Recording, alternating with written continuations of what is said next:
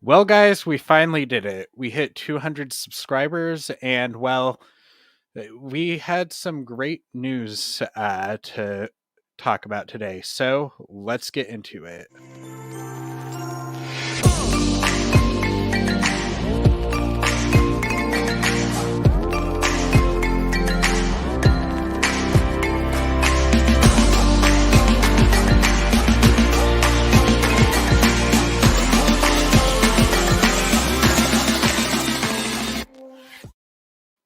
Welcome to Joey's Movie Blog Live. I'm your host, Joey Stramberg, and today I am joined by Cody from the Brockup side. Yeah, what's up? Happy to be here. How are you doing today? I'm doing good. How about you? I'm doing great. You know, got a new dog about a month ago, and I've been taking care of him. And then, of course, the stream was supposed to happen last week, but Mm-hmm. the transformer went out, and I was worried yesterday that I'd have to delay the stream again, but because we had some really bad windstorms, but Oh, thankfully, really? yeah. And then I am also joined by Kenneth from Kenneth's Movie Corner. What's up? So the first bit of news I want to talk about today is well, it's not really news, but it's just we finally hit 200 subscribers, which I am very thankful for you guys today. Woo! Um, Get them. Yeah. and to celebrate, I'm just doing a live movie news show. It's going to be open link, so you could click the link that I put in the YouTube chat to join in. And so a big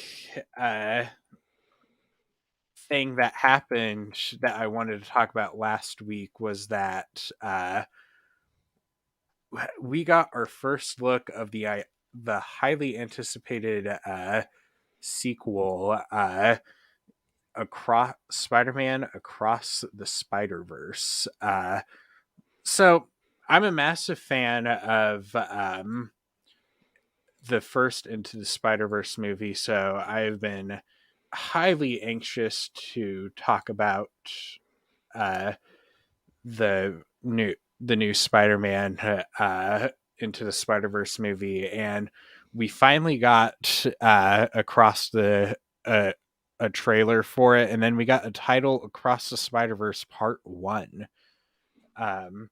So Cody, what are your thoughts on this? I'm absolutely excited for it. I'm with you there. I absolutely love the first movie. Just animation, the story, the soundtrack especially. I listen to that pretty religiously most of the time. So it's definitely looking forward to the second one. And the fact that it's going to be a two-parter means we're in for some good stuff. Yeah, Kenneth, what are your thoughts? I'm excited. I still haven't seen. I still haven't completed the first Spider-Verse. As you guys. No, God! No, God, please, no! No! No! No! I made the stupid mistake of seeing Holmes and Watson in theaters over Spider-Verse.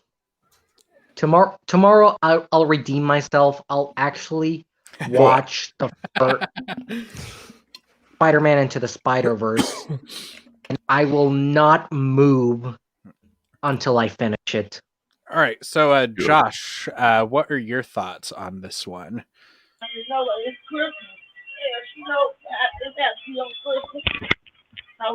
Hello. Yeah, what are your thoughts on Across the Spider-Verse? When it comes to Across the Spider-Verse Part 1, obviously because this is a two-part story, I'm very excited to see this. This is one of my most anticipated of next year. The first movie, Into the Spider-Verse, I went into that movie not giving it a first shake when they first announced it. mainly because Sony they just came off the Emoji Movie the year before Spider Verse. But then I saw trailers, and then I heard all who was in the movie. Then I got more of a clue what the movie was going on.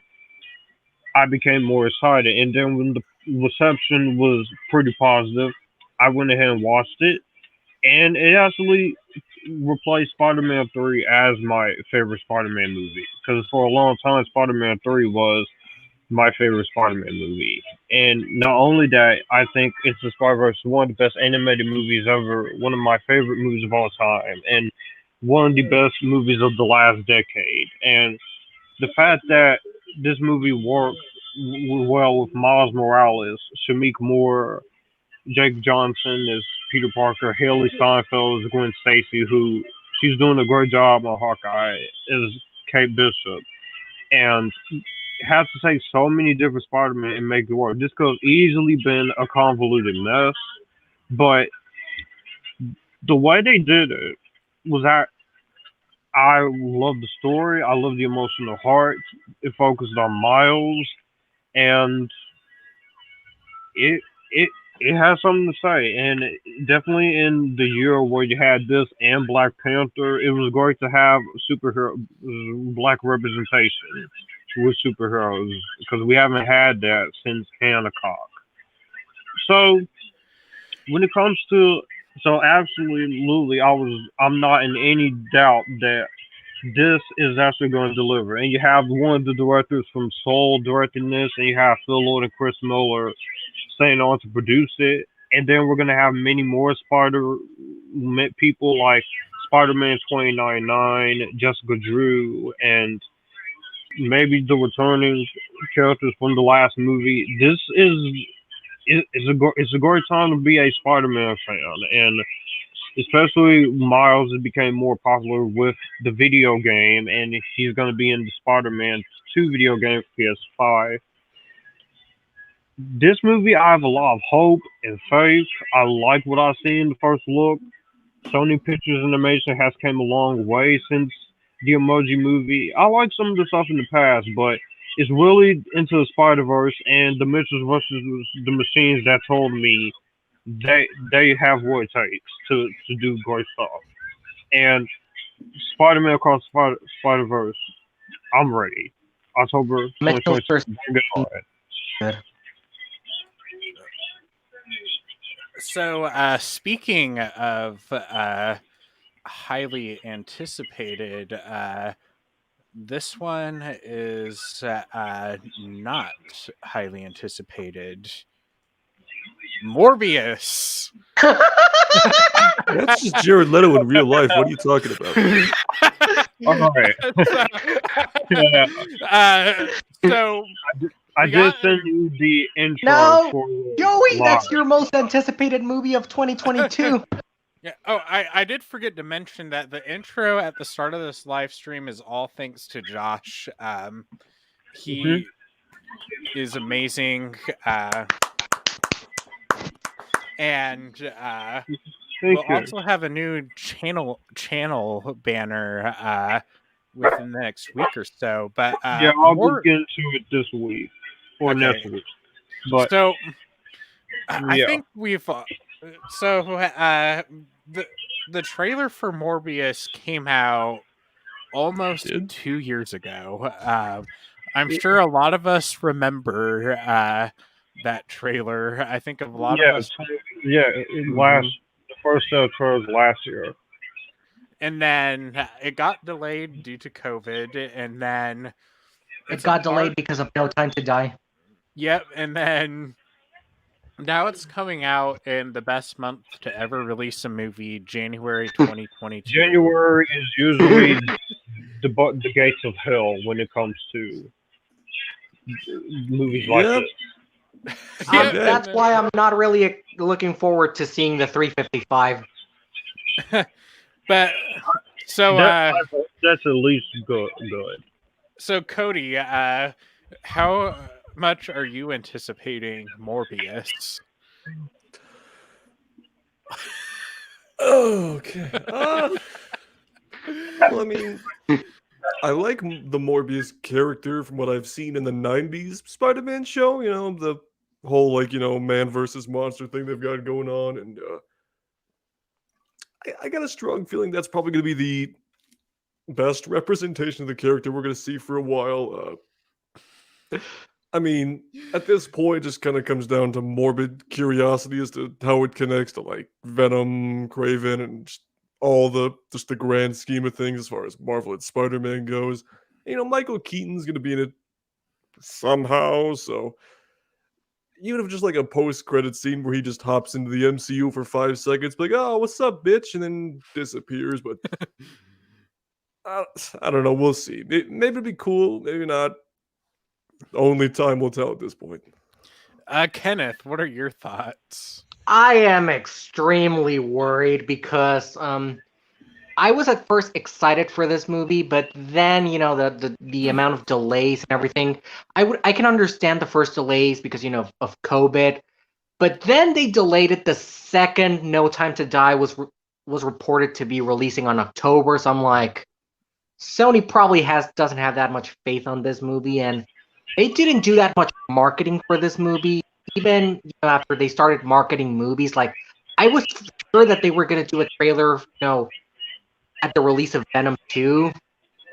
And while the trailers do look like it's gonna be maybe watchable, I was let down by New Mutants, and so I'm kinda like, I don't know, maybe I'll like it, maybe I won't, but I don't know. I just don't know. Kenneth, there's Uh, nothing to be worried about. The writers of Gods of Egypt are writing this movie. I've never seen that movie. No way.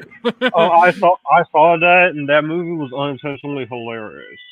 The best part about that movie was the production design, and Elodie Young, and also Chadwick Boseman gives a decent performance. Yeah. I don't know. I will see it in theaters. My uncle actually wants to see it, so I just don't know.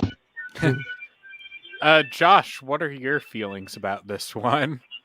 All right. When it comes to Morbius, as you all know, I have been heavily frustrated with the Sony Marvel universe this far.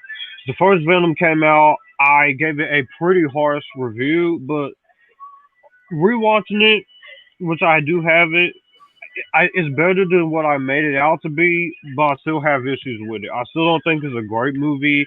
Riz Ahmed was a bad villain, and when it comes to Let There Be Carnage, it is an improvement, but it still carries the same amount of problems. And when your movie is written by the writer of the 50 Shades trilogy, that is a big red flag. But when it comes to Morbius, I like Kenneth. I'm not against this movie. I am I am worried, but I'm actually kind of interested to see how this turn out. Cause I've of all the Spider-Man villains that Spider-Man has from the cartoons and the comics, Morbius is a villain that I think that actually can work if you give him the right material.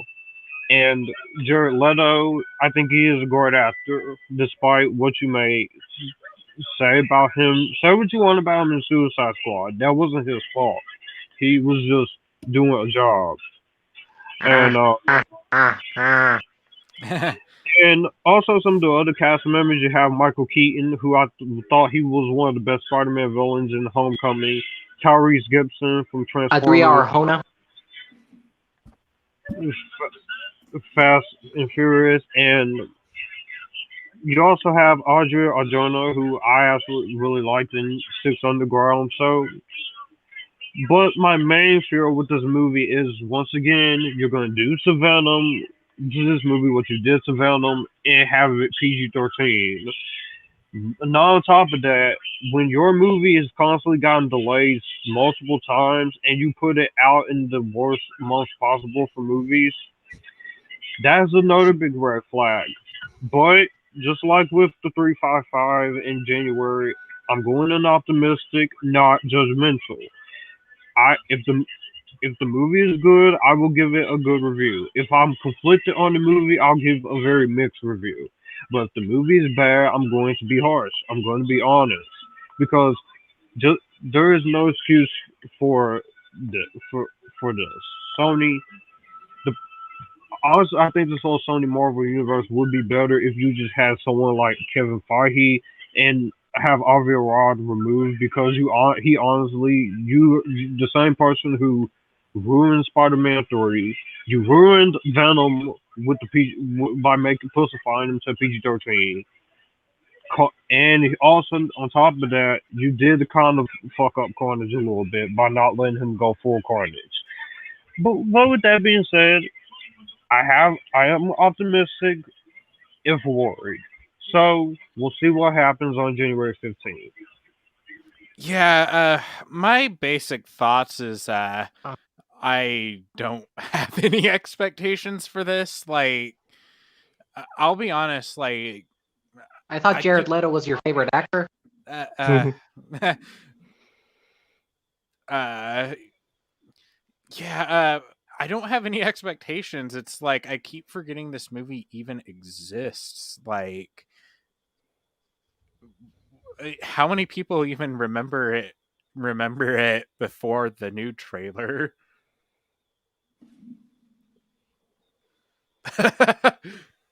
Hmm. Yeah, I don't have much. So speaking of Which one are you expecting less, Morbius or Uncharted? I'm expecting about the same from both of them. So speaking of Spider-Man, we got a new Spider-Man movie coming out. We do? We Yeah. do, Cody. So Spider-Man No Way Home. So I'm very, very curious about this one. There's a lot that I'm looking forward to, and I do have some worries going into this one. Um, so Tom Holland did an interview with GQ. I'm going to see if I could pull it up real quick. And he gave away some things that I feel like you would probably wait until after, like, 500 years after the movie came out to reveal some of this information. But it's just stuff like the whole, like, we wait that when I asked the director what when the what's going to happen at the end, and it's like I'm still trying to figure that out. That type of stuff has me worried. But I mean, when Toby and them show up, I'm gonna be excited. So Let's Cody, face it. Yeah, what were you saying? Let's face. Let's face it. Andrew and Toby being on the movie is probably the worst kept secret. Yeah. So Cody, what are you expecting from Spider-Man No Way Home? I'm definitely anticipating it highly.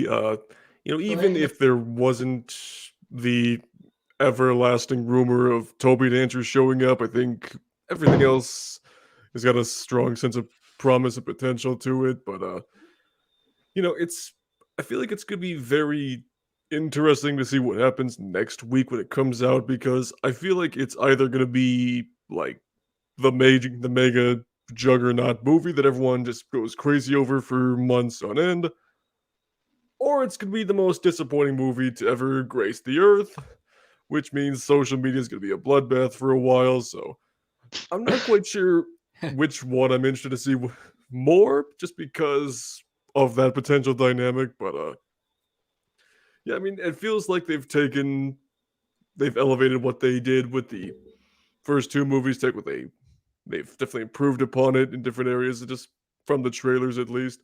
And ultimately, I'm just excited to see Alfred Molina and Willem Dafoe back. That's going to be incredible. So yeah, at this point, it's just a waiting game. Josh, what are yeah. you anticipating? When Or it comes what? to Well, okay, I'll let you finish. I'm sorry. Oh no, I meant to say like, what are you anticipating, or what are some worries you have? Okay, No Way Home. Of course, I am very excited to see this December 17th. I've been hyping this up. I've been excited about it. I love the first two Tom Holland movies, Homecoming and No Way Home. The ending of Far From Home. My bad. Far From Home's ending had me very curious, especially the biggest shock credit scene with J. Jonah Jameson and everyone knowing who Peter is due to Mysterio's actions. And from the trailers, it looks like we're going to be building upon that. We are going to be seeing the one thing people have been judging both of these movies for not giving us is the vulnerability of Peter. But at the same time, I'm very curious to see how Doctor Strange is going to play into this because there is going to be the whole multiverse thing that has been set up, and also when it comes to the whole idea of the multiverse, when you have is being opened up, I do very much like that. Hey, Mark.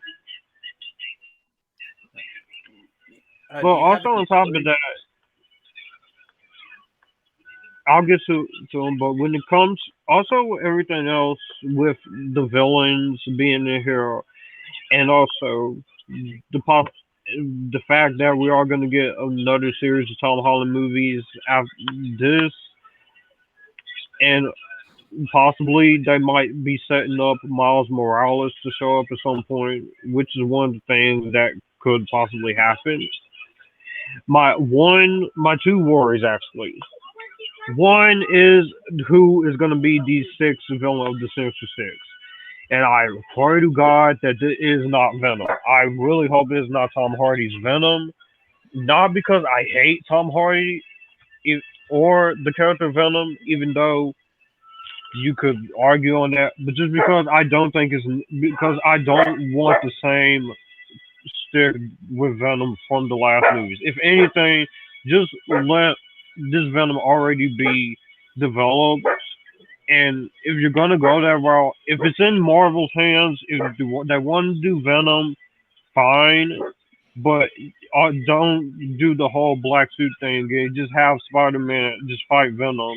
And but my second worry is that this could cause a bit of an uproar between a lot of both sides because you have the Tobey Maguire side, you have the Tom Holland side, and you have the Andrew Garfield side.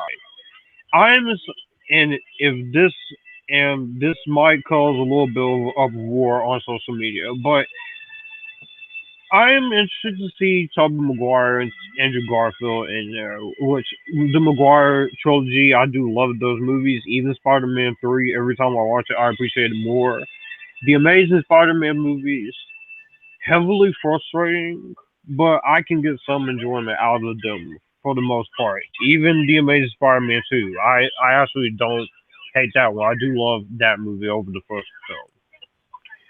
But No Way Home, I am hoping this does bring it all home, and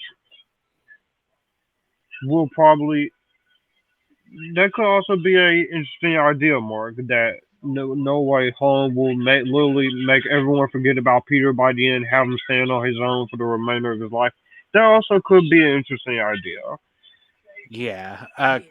Kenneth, what do you think about the No Way Home? Like, what are your expectations and worries? One thing I am gonna say this right up front. I am going to leave every bit of social media until I see that movie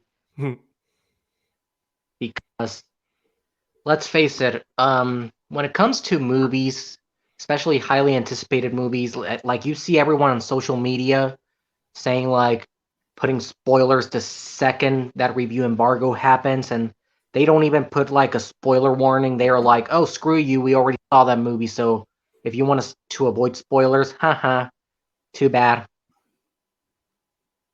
But yeah, I am really excited because this actually looks like they're going big with Spider-Man No Way Home, since I heard for a point they thought like this was going to be the last MCU Spider-Man movie before, he went all the way to Sony, because as you know, Disney and Sony had a fallout in 2019, and while they did make it out, the contract was two more movies, one a Spider-Man movie and another one another appearance.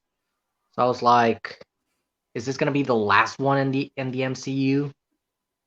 So I do hope, like like that guy in the comments, if it actually ends like that, that would actually be kind of bold. Um, I don't know. I One thing I'll be sure, I'm gonna cry if Toby and Andrew appear. Like I'm sure about that.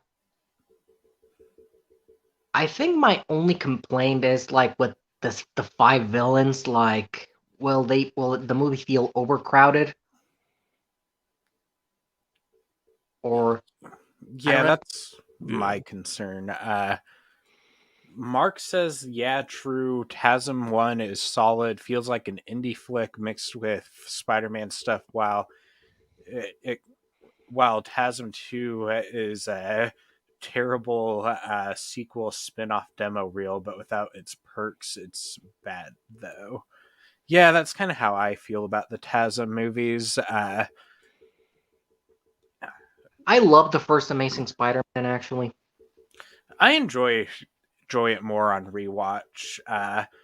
But we are moving on from Spider-Man news to some Star Wars news. Oh Uh, yeah, Star Wars. Woo.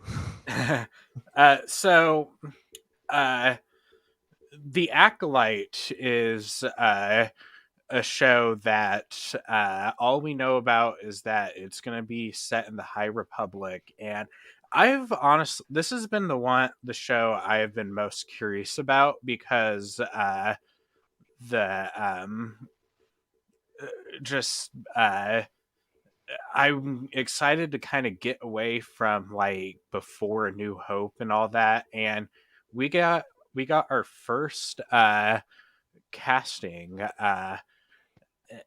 Amanda Steinberg is being eyed for the lead role. For those who don't know, they are from um, Hunger Games and Dear Evan Hansen. And yeah, I like Amanda Steinberg. I think she's a great actress, and I hope that this all pans out. So, Cody, what are your thoughts on this? I will be totally honest with you. I haven't kept up much on this particular Star Wars show. Just I'm trying not to get like too knee deep into like all the Star Wars news and speculation anymore. Just because after the wonderful bloodbath we all experienced with the sequel trilogy, I kind of just want to be able to take a step back, come into it somewhat, somewhat fresh. But you know, uh, I'm definitely curious to see like a different time period in Star Wars. We've heard a little bit about the High Republic and all that, and yeah, I think there's definitely a lot of potential there. Something that's completely detached from the main Skywalker saga. So, I guess in that regard, it would definitely be pretty intriguing that way. This is going to be live action, right, or is it animated? Live action. Okay. So yeah, I mean, I'm definitely down for another live action Star Wars show. I think Star Wars is definitely its strongest right now, thanks to the television shows. So yeah, I'll definitely give it a fair chance when it comes out. Uh, Kenneth, what are your thoughts on this? I don't even know who she is. She's from Hunger Games. Well, I don't think you've seen that one. I, I'm not sure because I don't know that much about this show other than I think it's gonna focus on the Sith. I think. Hmm. I don't know, but like I said, I really like The Mandalorian. I'm actually excited for the book of Boba Fett. So yeah, I will try to give it a watch when it comes out. Josh, what do you think about this news?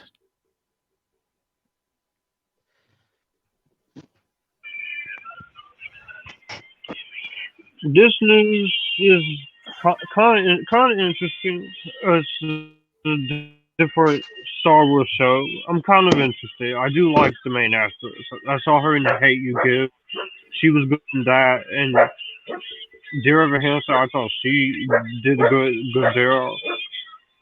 But when it comes to this show, yeah, like Cody mentioned, the Star Wars fan base has been increasingly toxic to the point where it is kind of difficult for me to want to. I haven't even rewatched any of the movies because of the toxicity.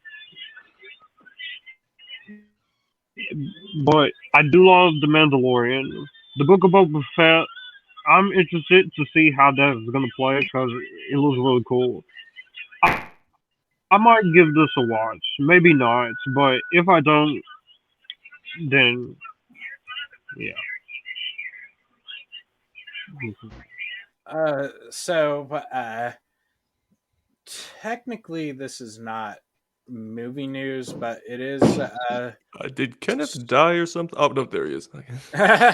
Um, technically, this isn't movie news, but it's still in our wheelhouse. We got a new Star Wars video game announcement.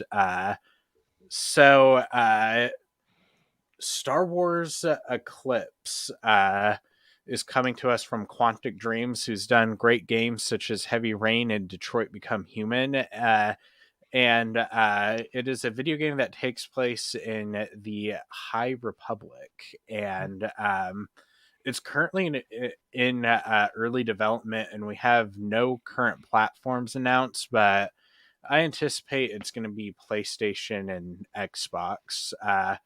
So I'm pretty excited about this game. I like Heavy Rain and Detroit Become Human. Not crazy about Beyond Two Souls, but I can't say that it's not a beautiful looking game. And that trailer to it just looked gorgeous. It gave me like vibes from Dune. Um, so, Cody, what are your thoughts on this? Well, considering I still have yet to play all the way through Jedi Fallen Order, I am very behind on my Star Wars gaming right now. So, uh, you know, kind of like with the Acolyte, don't know much about it. There's definitely a lot of potential, a lot of promise there, and yeah, I think this is not going to come out for like a few years still. At least think I kind of Probably heard something not. about that. It's in early development. Yeah, so it'll be like probably 2, 3 more years. So, and like you said, it's probably gonna be for like PS5 and Xbox Series X at that point. So, I'd like to imagine we'd all have our freaking PS5s and stuff by then, but who knows? But yeah, I mean, just like with the Acolyte, I'll maybe give it a chance when it comes out. Kind of need to hear what other people think about it because $60 is a lot to drop for a thing. So we'll see. Yeah. Kenneth, what are your thoughts on this? I'm interested because a Star Wars game that isn't made by EA. Even though I love Jedi Fallen Order, that game is freaking amazing. I like the fact that other developers are taking a shot at Star Wars. I'm not excited about that Ubisoft Star Wars game because lately a lot of their open world games do feel very empty. So yeah, with this game, I don't know what to expect. I've never played Heavy Rain. I've never played Detroit Beyond Become Human. I've not played those games. So I don't know. Will it be on the same style as those games, or Will it be a more traditional style? I don't know. From what I've heard, is it's supposed to be in the same style, but there's also going to be a heavy focus on the action.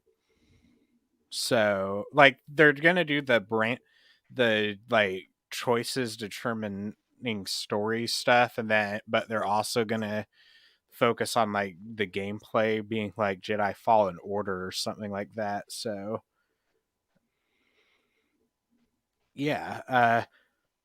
Here's one thing. I'm actually I'm actually hoping that one day we can get an announcement for Jedi Fallen Order 2. That's supposed to come out in like 2023, I think. Even Fallener Yeah, Orderer.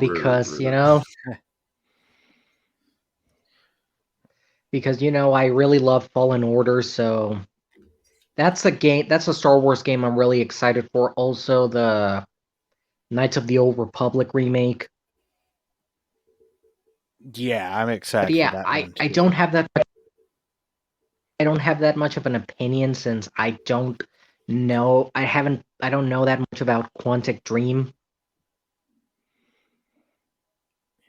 Uh, other than I Josh, do want to Detroit. Josh, do you have any thoughts to give? I don't really have that much thoughts when it comes to this game because one, I don't own the Xbox or PS4. The only console I have is my little Nintendo game collection and my Xbox 360. But this should be a fun game for those who do have Xbox. It should be fun.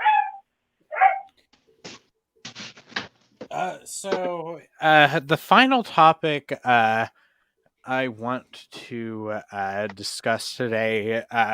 So we are approaching the end of 2021, which is shocking because it feels like yesterday.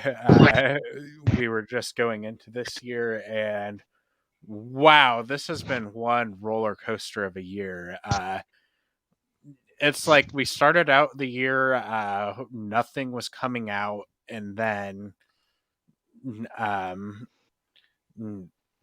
I guess, and now it's like the end of the year. It's a lot is coming out. So my basic thoughts of this year is it's been a really interesting year. Like, just it's like it felt like it was starting to things have been slowly going back to normal, and then we just have these overlooming threats.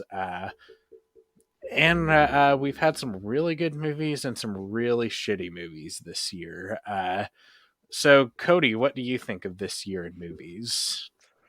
Well, after last year with everything being shut down completely for several months, just kind of, just sitting there like, when are the theaters gonna reopen, man? This is ridiculous. And like all these potential delays, and finally we get so many of the movies we were supposed to have last year, then stuff that was gonna come out this year to begin with. It's been nice to have like a more quote unquote normal year for movies where you can, go to the theater for just about everything you want to if you need to. Crowds are coming back.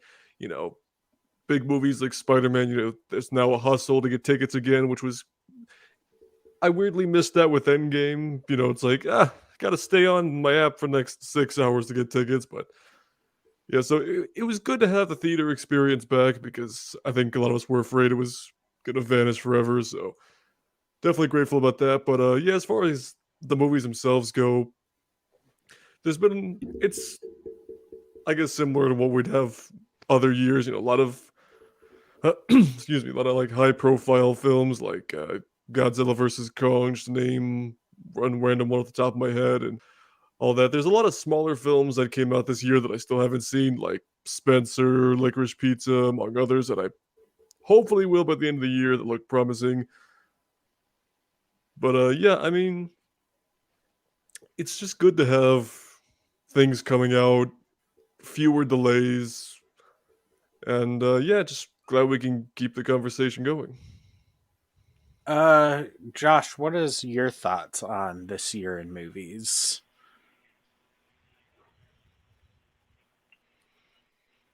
so far it is nice to have movies come back again because just like with Cody, I was afraid that big movies and theaters were gonna go completely bye bye. But in terms of, but we're back, and there's still some delays in some movies, but it's not as bad as it was last year. People, some people are at least trying to take this shit seriously, and in terms of movies this year, there has been a variety of movies that has surprised me. Some movies that has disappointed me. I'm looking at you, Fast Nine and Eternals. Some smaller movies that I really enjoyed, like Belfast, which is really good. Spencer, which got me back into the Kristen Stewart craze. Some movies that I really love, like Godzilla vs. Kong and The Suicide Squad and Zack Snyder's Justice League. You guys are gonna have to excuse that noise. That's just my dog. He's a little cranky right now, so I'm speaking as loud as I can. Um, and we've also had some movies that I think are pretty underrated that no one really gave shots. Then we have the bullshit like music. Wait till Monster D. Joey and I are gonna watch it soon. Oh, got some angle for your ass in my review of that, and I hope you enjoy it. Music. It feels like I'm going back to Vietnam. But yeah, 2021 it's been pretty decent, good for movies, and especially with underrated ones like Last Night in Soho, which should have gotten more attention than it should have, and right now with West Side Story not doing too well. But yeah, 2021 is pretty good for movies, and next year is gonna be even better. Bring on the multiverse of madness. Yeah. Kenneth, what are your thoughts of movies this year? You know what? When 2020 happened, I was like you guys afraid that the movie theaters were gonna disappear forever. Like since every big budget movie was now being sold to a streamer, or like for example, we had the Tomorrow War, which I wanted to see in theaters, but it was sold to Amazon Prime, and then we had Mulan, which was sent to Disney Plus, Soul, which was also sent to Disney Plus. I was like, are theaters gonna die? And in 2021, it looked like everything was just gonna be the same, like movies were gonna be delayed. Then, vaccinations happen. Again, I don't want to pick a fight with anti-vaxxers or anything, but I'll just say this. When I went to see A Quiet Place in theaters, that was the first movie I saw in theaters since the pandemic started. For me, sitting in that chair watching a movie in the theater, I felt like I just returned home. Like, felt like someone who hasn't been home in years, and I just loved every minute of it. And I've seen more movies in theaters than I have probably in 2019, which is a good thing. And also, I got to see my first Netflix movie in theaters, which was Red Notice. And don't care, I actually really like that movie.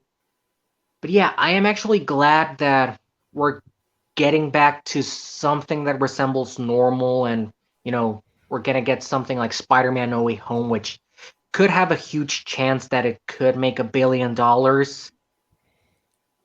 Which, yeah, I'm glad we're theater, like we're all coming back to the theater.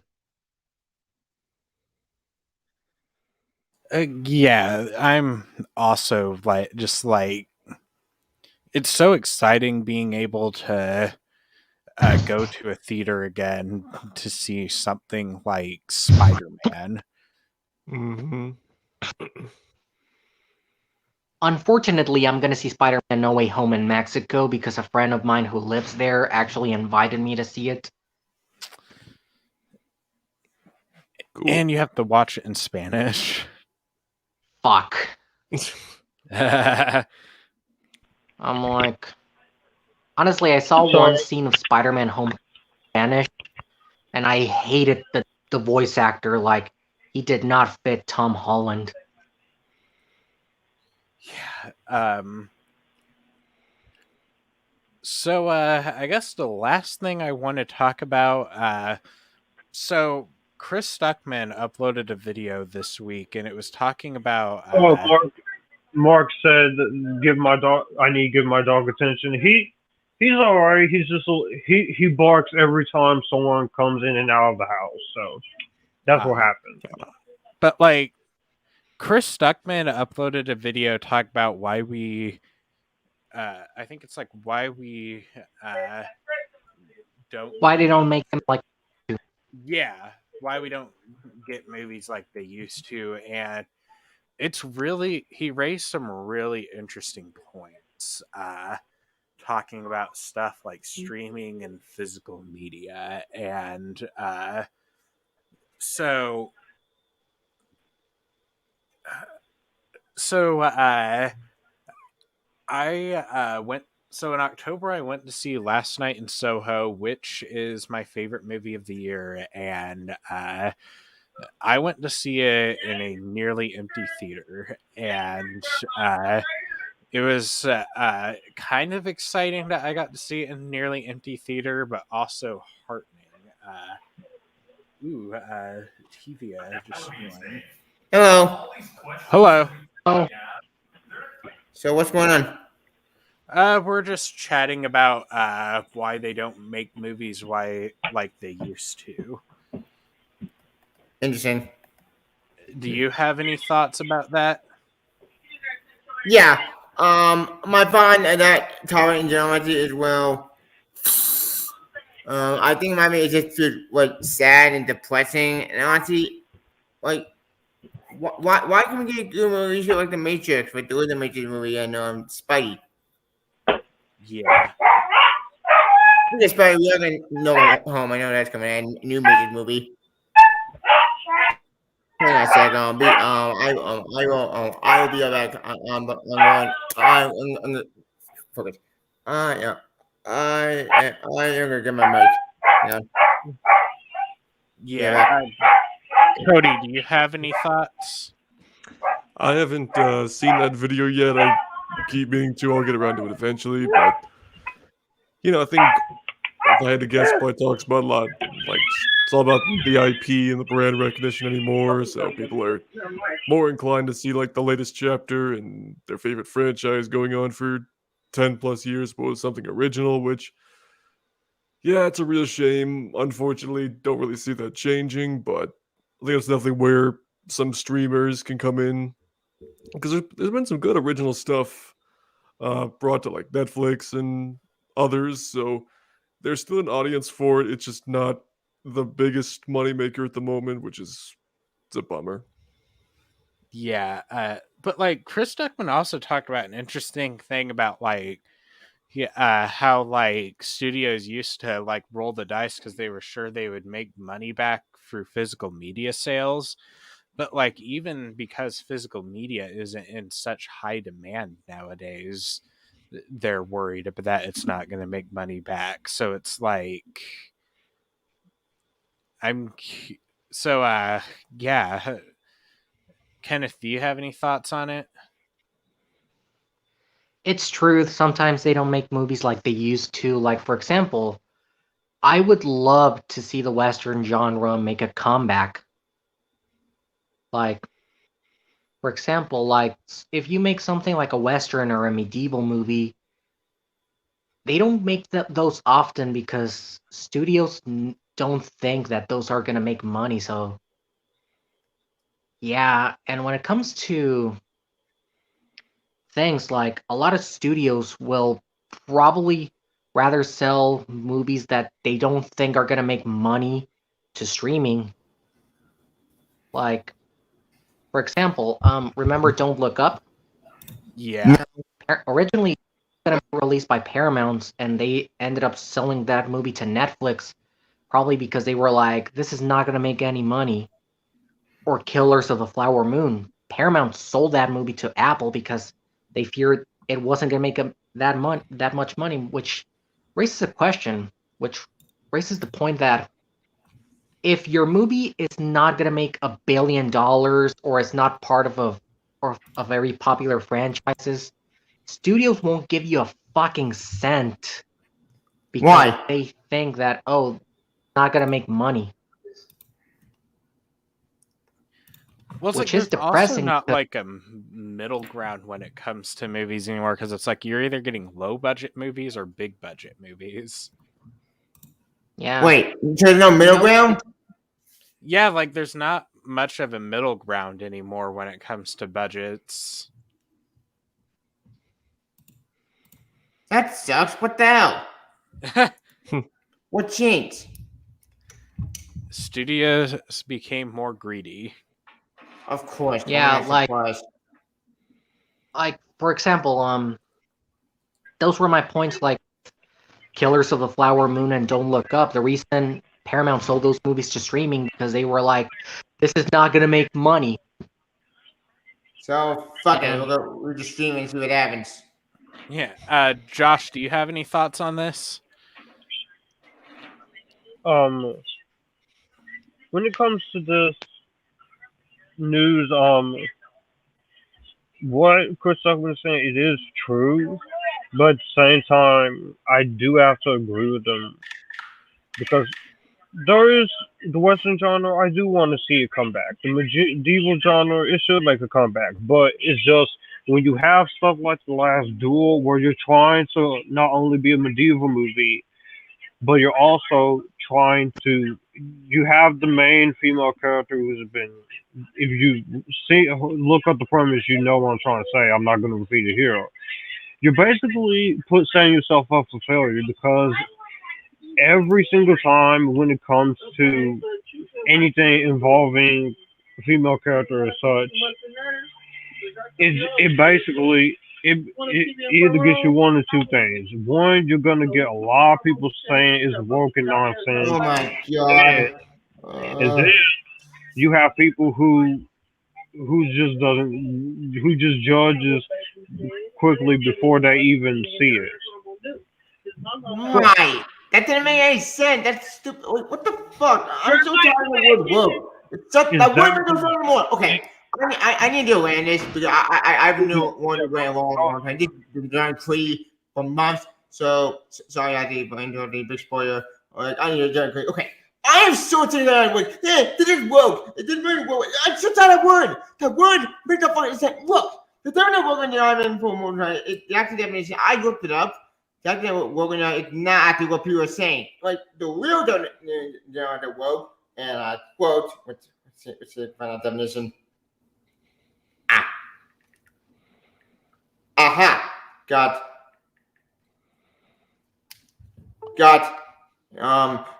Alert to inject society expecting racism. Witness the angry stay woke. Wait, what? America called the movie stay asleep. Stop streaming. What? That's wake. Fuck. No, you my point. Point is, the academic will alert to inject in society expecting racism. Witness stay angry. That's the definition of in a nutshell. It's pretty at the angled rage. Probably trying to do that. It's not a woke movie. You can't create anything that's woke if it's not woke. It doesn't make sense.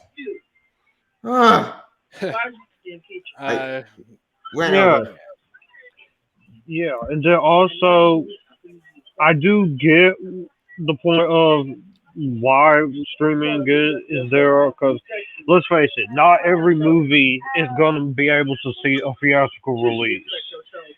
Even if it's a smaller budget movie, not everything can go to theaters because there's certain movies that people are hyping up and want to see more than those. Then on top of that, it depends on what interests the audience. So that I don't know. It's a lot to take in. So I pretty much don't have anything else to say about it, honestly. All right. So that's all the topics I have planned today. So I guess, Cody, tell them where they could find you. Well, first and foremost, you can find me on my channel, the Brock Side over there. But yeah, if you want to follow me on any major social media, you can just type in there as well, and you'll probably find me. So yeah, subscribe. Darn it. Kenneth, where can they find you? You can follow me on YouTube by typing Kenneth's Movie Corner, and you can follow me on Instagram by Kenneth Espericueta. And I also have Twitter under that name, but I rarely use it anymore. So you can find me there. Josh, where can they find you? You guys can find me on my channel, Future Filmmaker 3940 Reviews. I have a lot of content coming in these next few weeks, especially my year-end list, Matrix reviews leading up to Matrix Resurrections. Also, my Facebook, Instagram, Twitter, Snapchat, TikTok, Letterboxd, all of that is in the description box down below. Also in my About tab, so you know where to find the epitaph list. I will be celebrating my channel anniversary on Wednesday, December 22nd. Tevia, where could they find you? If Tevia didn't die. Okay. Yeah, you can follow me. You just have sprung up on Twitter and all the social media down. Then you want to join? Take care. All right. Thank you guys, everyone, for joining today. Stay tuned because I, of course, got my epic magnum opus every year of my Blu-ray collection. And I have a 2020 or 2021 movies I've seen ranked. So stay tuned.